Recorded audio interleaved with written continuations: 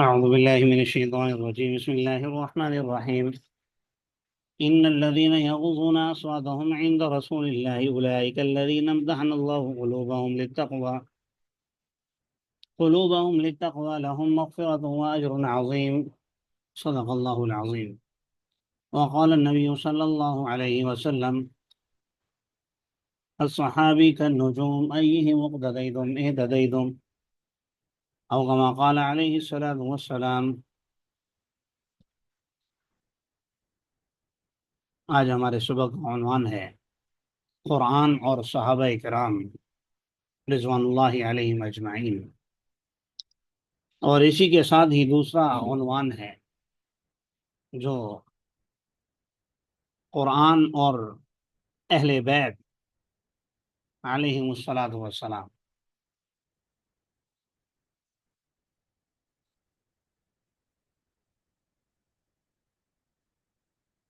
صحابی کی تعریف سب سے پہلے لکھی ہے آج کے عنوان میں کہ صحابی کہتے کس کو ہیں۔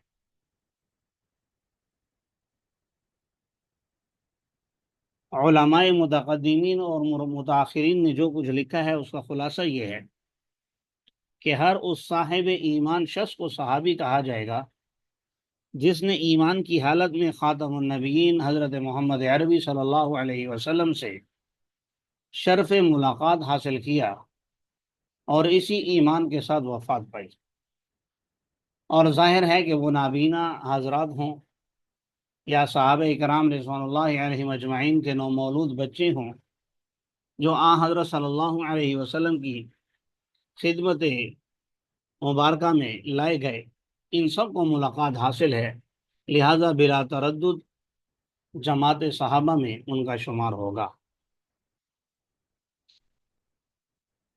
ہمارے آج کا عنوان جہاں بہت زیادہ دلچسپ اور اہمیت کا حامل ہے، وہیں آج کے اس دور میں 2025 جس میں اور آپ جی رہے ہیں بہت زیادہ حساس بھی ہے، کیونکہ صحابہ کرام رضوان اللہ علیہم اجمعین کی ہستیاں وہ ہستیاں ہیں جن پر ایمان اور اسلام کی عمارت کا دار و مدار ہے۔ قرآن نے بھی بالکل پہلے پارے میں جب اہل ایمان سے یا بالعموم کہہ لیجئے لوگوں سے جب ایمان کا مطالبہ کیا کہ تم نے ایمان لانا ہے، اسلام لانا ہے اگر کامیابی حاصل کرنی ہے تو اس کے لیے اللہ تبارک و تعالی نے جن الفاظ کا انتخاب کیا وہ الفاظ یہ ہیں وَإِذَا قِيلَ لَهُمْ آمِنُوا كَمَا آمَنَ النَّاسِ۔ اکثر مفسرین کی رائے کے مطابق یہاں ناس سے مراد صحابہ کرام رضوان اللہ علیہم اجمعین اور اہل بیت علیہ الصلوۃ والسلام ہیں۔ تو ایسے ایمان لاؤ جیسے لوگ ایمان لائے، گویا اللہ تعالیٰ نے صحابہ کرام رضوان اللہ علیہم اجمعین کے ایمان کو معیار اور کسوٹی قرار دیا ہے۔ آپ کا ایمان تب معتبر ہے جب صحابہ کرام رضوان اللہ علیہم اجمعین کی طرز پر ہو، اس میں کوئی اپنی بات دین میں داخل کی ہوئی نہ ہو یا اپنے طریقے پر نہ ہو۔ اچھا، یہاں عنوانات پر ایک نظر ڈال لیں، کیونکہ صحابہ کرام قرآن پاک کی نظر میں تو قرآن تو بہت سے مقامات پر، جیسا کہ ابھی میں نے پہلی چیز ذکر کی وَإِذَا قِيلَ لَهُمْ آمِنُوا كَمَا آمَنَ النَّاسِ، اسی طرح أُولَئِكَ هُمُ الرَّاشِدُونَ، یہی لوگ اللہ کی نظر میں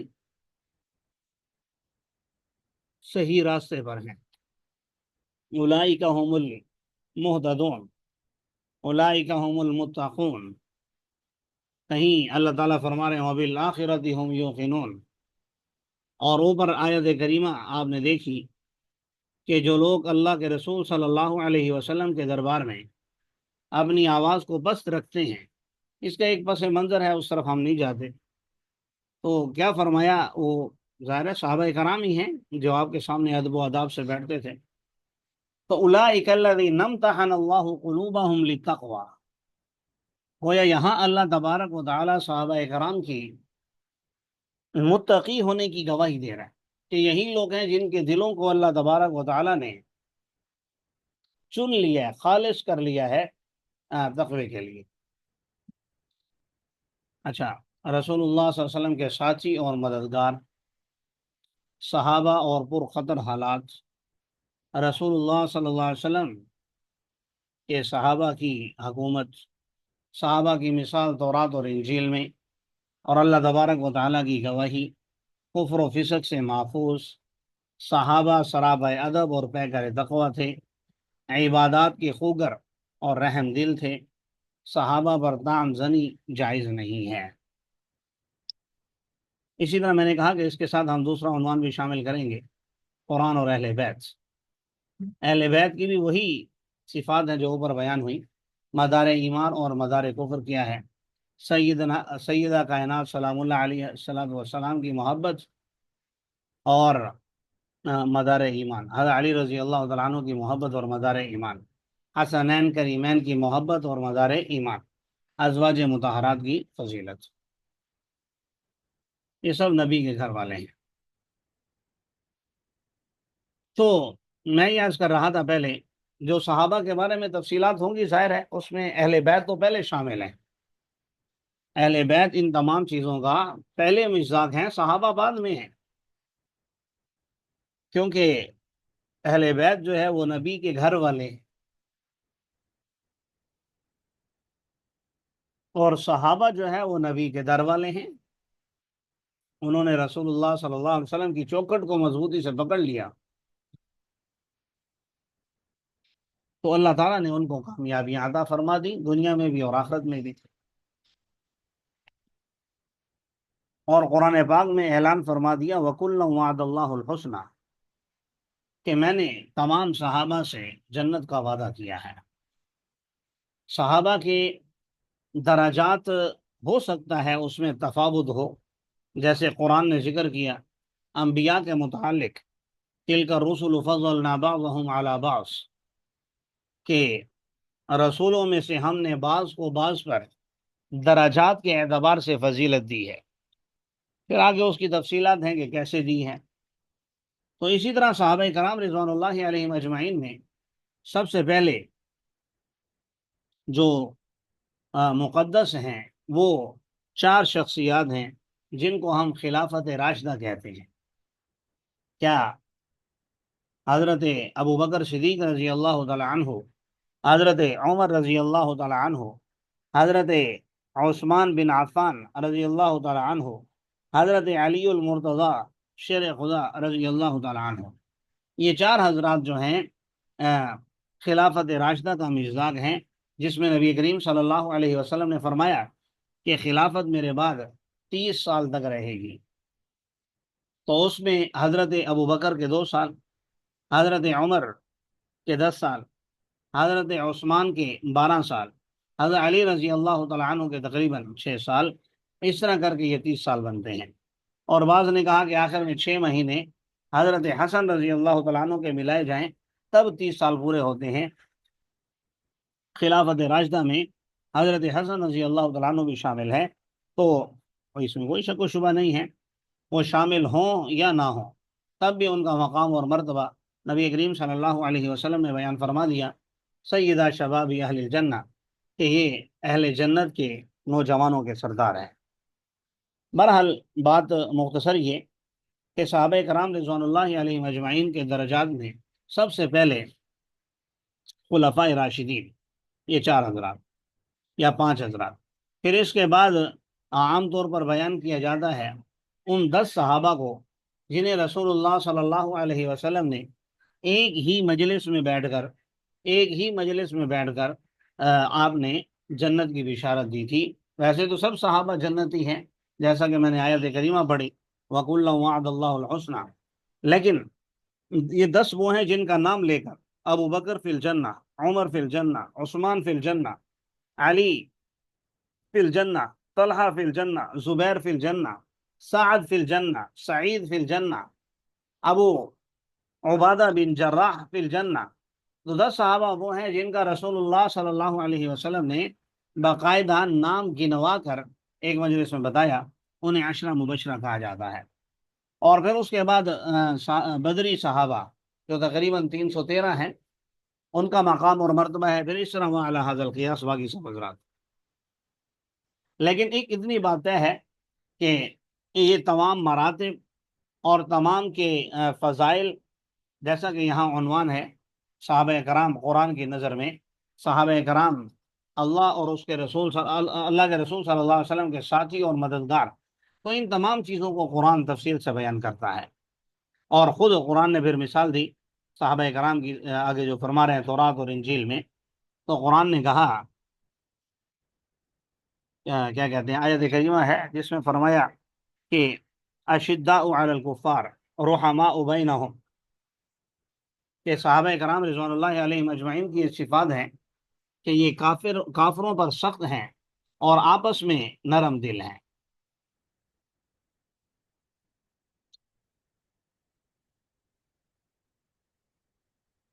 تراہم رکعا سجدا یبتغون فضلا من اللہ ورضوانا، پھر آگے ان کے رکوع اور سجدے کے، ان کے صوام اور قوام ہونے کو بیان فرمایا۔ پھر فرمایا کہ ان کی مثال تورات میں ایسی ہے،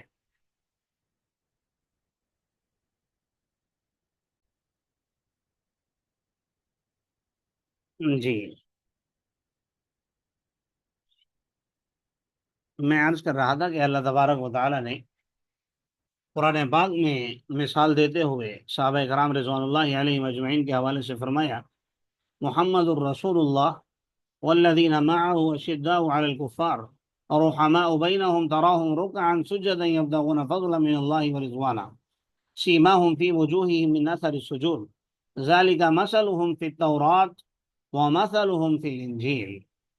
کہ یہ ایسی شخصیات ہیں جن کی مثالیں تورات اور انجیل کے اندر موجود ہیں، اور اس انداز میں کہ كزرع اخرج شطأه فآزره فاستغلظ فاستوى على سوقه يعجب الزراع ليغيظ بهم الكفار، اس کھیتی کی طرح جس کی ہلکی سی کوپل نکلتی ہے، جب پودا نکلتا ہے بالکل باریک سا، چھوٹا سا بچہ بھی اگر پاؤں رکھ دے تو ختم ہو جائے پودا، لیکن پھر وہ مضبوط ہوتا ہے، موٹا ہو جاتا ہے، اپنے تنے پر سیدھا کھڑا ہو جاتا ہے۔ اب اگر اسے 50 بندے بھی آ کر ہلانا چاہیں، ٹکرے ماریں، اسے نہیں ہلا سکتے۔ تو فرمایا صحابہ کرام بھی شروع میں ایسے تھے، ان الاسلام بدا غریبا، اسلام جب شروع میں آیا تو غریب تھا، اجنبی تھا، اس کو ماننے والے، اس پر ایمان لانے والے، ان کی تعداد بہت کم تھی، لیکن وقت کے ساتھ ساتھ اللہ تبارک و تعالی نے اسے مضبوطی عطا فرمائی، اور مضبوطی بھی ایسے لیغیظ بہم الکفار، کہ اب ان کو کافر لوگ دیکھ کر غیظ و غضب میں تو مبتلا ہو سکتے ہیں، ہوتے ہیں، اور اندر ہی اندر گھٹتے رہتے ہیں، لیکن ان کو کچھ کہہ نہیں سکتے کیونکہ ان کی جماعت مضبوط ہو چکی ہے۔ تو یہ اللہ تبارک و تعالیٰ نے قرآن میں مثال دی ہے تورات اور انجیل کے حوالے سے، اور خود اللہ تعالیٰ نے گواہی بھی دی کئی مقام پر، جن میں سے چند میں نے ذکر کر دی۔ ایک مقام پر فرمایا رضی اللہ عنہم ورضوا عنہ۔ بعض ہمارے معاشرے میں چونکہ دین کا علم کم ہے، واویلا زیادہ ہے، یعنی ہر بندہ یہ کہتا ہے کہ میں جانتا ہوں، لیکن صحیح علم بہت کم لوگ رکھتے ہیں، جسے قرآن نے بھی علم کہا، انما یخشی اللہ من عبادہ العلماء۔ تو بات یہ ہے کہ یہ کوئی دعا نہیں ہے، یہ خبر ہے، اللہ تبارک و تعالی خبر دے رہے ہیں کہ یہ ایسی شخصیات ہیں جن سے اللہ راضی ہو چکا اور یہ اللہ سے راضی ہو چکے۔ ایسا نہیں ہے کہ ان کے لیے دعا کی ضرورت ہے، تو دعا ہم کر رہے ہیں کہ اللہ ان سے راضی ہو، اللہ ان سے راضی ہو چکے ہیں، یہاں یہ بتلایا جا رہا ہے۔ یہاں ایک عنوان میں بات ہے، کفر و فسوق سے محفوظ تھے۔ تو یاد رکھیے صحابہ کرام رضوان اللہ علیہ مجمعین کے حوالے سے بلکہ میں ساتھ انبیاء کا عقیدہ ان کے حوالے سے بھی ایڈ کر دیتا ہوں۔ اہل سنت والجماعت کا ہمارا یہ عقیدہ ہے کہ انبیاء گناہوں سے معصوم تھے، اور صحابہ کرام رضوان اللہ علیہم اجمعین گناہوں سے محفوظ تھے۔ معصوم ہونے کا مطلب یہ ہے کہ کسی نبی سے کبھی بھی کوئی گناہ ہو ہی نہیں سکتا۔ دوسرے الفاظ میں اگر میں یہ کہوں کہ وہ کرنا بھی چاہیں تب بھی نہیں ہو سکتا۔ اس کی ایک عالم بڑے بہترین مثال دیا کرتے ہیں، فرمایا کہ جیسے بچہ جب پیدا ہوتا ہے تو خود بخود پیدا نہیں ہوتا، بلکہ اسے اس کی ماں جنم دیتی ہے۔ اسی طرح جب وہ پیدا ہوتا ہے، اس کی ماں اسے جنم دیتی ہے، تو پھر اس کی سردی گرمی کا، اس کے کھانے پینے کا، اس کو نقصان دہ چیزوں سے بچانے کا، ہر چیز کا اہتمام بھی کرتی ہے۔ بچے پر بچنا لازم نہیں ہے، بچہ تو ظاہر ہے اس کے سامنے کوئی خطرناک چیز بھی آپ رکھیں گے، انگارہ رکھ دیں گے، اگر وہ جل رہا ہے، روشن ہے، تو اس کو بھی پکڑ لے گا۔ اس کو کیا پتا کہ یہ نقصان دہ ہے یا فائدہ مند ہے۔ تو اس لیے فرمایا کہ جیسے بچہ خود بخود پیدا نہیں ہوتا، بلکہ اس کی ماں اسے جنم دیتی ہے، ہر چیز کا خیال بھی رکھتی ہے، انبیاء خود بخود نہیں بنتے۔ نبوت کوئی کسبی چیز نہیں ہے، بلکہ یہ وہبی ہے۔ کسبی کا مطلب محنت کر کر کے کوئی اللہ والا اللہ والا تو بن سکتا ہے، اللہ والا بن کے یہ سمجھے کہ میں اب نبوت کے درجے پر فائز ہو گیا ہوں، ایسا نہیں ہو سکتا، نبی نہیں بن سکتا، کیونکہ یہ وہبی چیز ہے، اللہ جل جلالہ کی طرف سے عطا کردہ ہوتی ہے۔ تو نبی جب بناتا اللہ ہے تو بچاتا بھی انہیں اللہ ہے۔ بہرحال یہاں ہمارا موضوع ہے صحابہ کرام کا کفر و فسق سے محفوظ تھے، تو اس میں کوئی شک و شبہ نہیں ہے کہ صحابہ کرام رضوان اللہ علیہ مجمعین گناہوں سے محفوظ تھے۔ محفوظ ہونے کا مطلب یہ ہے، یہ مطلب نہیں کہ ان سے گناہ ہوا نہیں، ہوئے ہیں، لیکن اللہ تبارک و تعالیٰ نے ان کے نامہ اعمال میں گناہ باقی نہیں رہنے دیا۔ جب بھی ان سے کوئی گناہ سرزد ہوا، جیسا کہ حدیث کی کتب میں واقعات ملتے ہیں بس، تو اللہ تبارک و تعالیٰ نے ان کو توفیق عطا فرمائی اس بات کی کہ وہ توبہ کر لیں، اور پھر اللہ تعالیٰ نے ان کی توبہ بھی قبول فرما لی۔ باقی عنوان ہے عبادت کے خوگر اور رحم دل تھے، تو اس میں تو کوئی شک و شبہ نہیں، جن کے رحم دل ہونے کو قرآن بیان کر رہا ہے، رحماء بینہم، کہ آپس میں نرم دل تھے، جن کی عبادت کی قسمیں قرآن کھا رہے، تراہم رکعا سجدا یبتغون فضلا من اللہ ورضوانا، کہ ان کا ہر عمل محض اللہ کی رضامندی کو تلاش کرنے کے لیے تھا، تو اس میں تو کوئی شک و شبہ نہیں۔ ہاں، میں نے جیسے شروع میں کہا کہ ہمارا آج کا عنوان بڑا حساس بھی ہے اور اہمیت کا حامل بھی ہے آج کے دور میں، خاص کر کیونکہ ہر بندہ جس کے پاس بھی کیمرہ ہے کچھ اچھا سا، وہ لگا کے ویڈیو بنا کے اپلوڈ کر رہا ہے یوٹیوب پر۔ اب علم میں عمق نہیں ہے، گہرائی نہیں ہے، ادب اور لحاظ نہیں ہے، تو دین تو سراپا ادب ہے، ہر چیز دین تو ہے ہی ادب کا نام، با ادب با نصیب، بے ادب بے نصیب۔ تو صحابہ کرام پر طعنہ زنی بہت زیادہ ہو رہی ہے آج کل ہمارے دور میں، اور یہ رسول اللہ صلی اللہ علیہ وسلم فرما گئے کہ بھائی قرب قیامت میں ایسے لوگ ہوں گے جو پہلے زمانے کے لوگوں کو برا بھلا کہیں گے، اور پھر اس میں آپ نے یہ بھی واسطے بھی دیے، اللہ اللہ فی اصحابی لا تتخذوا غرضا او کما قال، کہ میرے صحابہ کے بارے میں اللہ سے ڈرتے رہو اور ان کو کبھی نشانہ مت بناؤ۔ تو یاد رکھیے، صحابہ کرام کے بارے میں جتنا ہو سکے گفتگو محتاط انداز میں کرنی چاہیے، خواہ وہ امیر معاویہ رضی اللہ تعالیٰ عنہ ہو، مغیرہ بن شعبہ رضی اللہ تعالیٰ عنہ ہو، یا عمرو بن العاص رضی اللہ تعالیٰ عنہ ہو، کیونکہ ان تین حضرات کا میں نے اس لیے خاص طور پر نام لیا کیونکہ جنگ صفین میں یہ حضرت علی رضی اللہ تعالیٰ عنہ کے مد مقابل تھے، تو بعض لوگ اس وجہ سے بھی طعن و تشنیع کرتے ہیں۔ اس میں کوئی شک و شبہ نہیں کہ حضرت علی رضی اللہ تعالیٰ عنہ کا مقام اور مرتبہ ان سب سے بلند ہے، میں نے وہ پہلے عرض کر دی ہے تفصیلات اس کی۔ تو حضرت علی رضی اللہ تعالیٰ عنہ کے تو کیا کہنے، لیکن ہم کسی ادنے سے ادنا صحابی پر بھی اگر اعتراض کرتے ہیں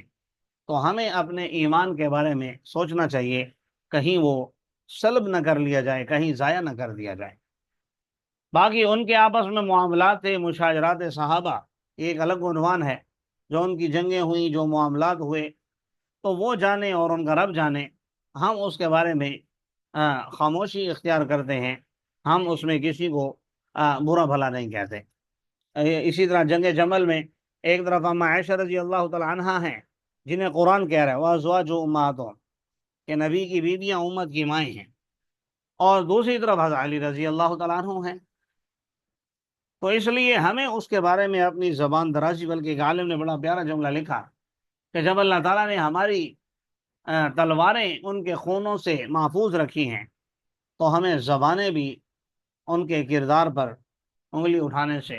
اور ان پر طعن و تشنیع کرنے سے محفوظ رکھنی چاہیے، کیونکہ ہم سے جو آگے قبر میں سوالات ہونے ہیں، یا ہم سے جو پوچھا جانا ہے، اس کے متعلق نہیں پوچھا جانا کہ اس جنگ کا فیصلہ کیا ہوا تھا، یا اس میں صحیح کون تھا غلط کون تھا۔ ہمیں اس چکر میں پڑنے کی ہرگز اجازت نہیں ہے۔ یہ جتنی بھی میں نے یہاں تفصیلات بتائی ہیں، جیسا کہ میں نے اہل بیت کے حوالے سے عرض کیا، اہل بیت کی ویسے الگ خصوصیات بھی ہیں، ان کا اپنا ایک مقام اور مرتبہ ہے، جیسا کہ یہاں پر عنوانات میں سیدہ کائنات فاطمہ الزہرا سلام اللہ علیہا کی محبت اور مدار ایمان،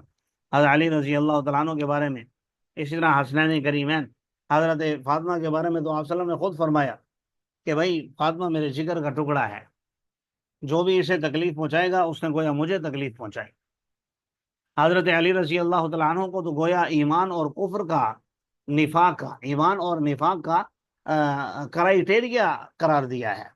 اور یہ بھی ایک موقع پر فرمایا کہ علی تیری وجہ سے دو گروہ جہنم میں چلے جائیں گے، ایک تیری محبت میں غلوب کر کے، اور ایک تجھ سے نفرت، تجھ سے جنگ کر کے غلوب کر کے، یعنی نفرت میں آگے بڑھ جائیں گے۔ اور یہ بھی کہا کہ تیری مثال عیسیٰ علیہ السلام جیسی ہے، کہ یہودی جو ہے ان کی والدہ پر تہمت لگا کے اپنے آپ کو جہنم کا مستحق بنا رہے ہیں، اور عیسائی ان کی محبت میں ان کو اللہ کا بیٹا بنا کر اپنے لیے جہنم کو مقرر کر رہے ہیں۔ تو دونوں افراط و تفرید کا شکار ہیں، حالانکہ عیسیٰ علیہ السلام اللہ کے بندے تھے، اور ان پر اللہ تعالیٰ نے انعام کیا تھا، جیسے کہ قرآن نے بیان کیا ہے۔ تو اسی طرح حضرت علی المرتضیٰ شیر خدا رضی اللہ تعالیٰ عنہ کا بھی ایسی شخصیت ہے کہ جن کے بارے میں اگر ایسی محبت کی جائے جس میں رسول کو بھی نیچا کر دیا جائے، بسا اوقات اللہ تعالیٰ پر باتیں کی جائیں، تو حضرت جبرائیل علیہ السلام کو برا بھلا کہا جائے، تو ظاہر ہے ایسے لوگ پھر بدبخت ہی ہیں، وہ حضرت علی رضی اللہ تعالیٰ عنہ سے محبت کرنے والے نہیں ہیں۔ بظاہر دعویٰ تو کر رہے ہیں لیکن محبت ان کو نہیں ہے۔ محبت کرنے والا وہ ہوگا جو حضرت علی رضی اللہ تعالیٰ عنہ شیر خدا کی تعلیمات پر عمل کرے گا۔ اور حسنین کریمین علیہم السلام،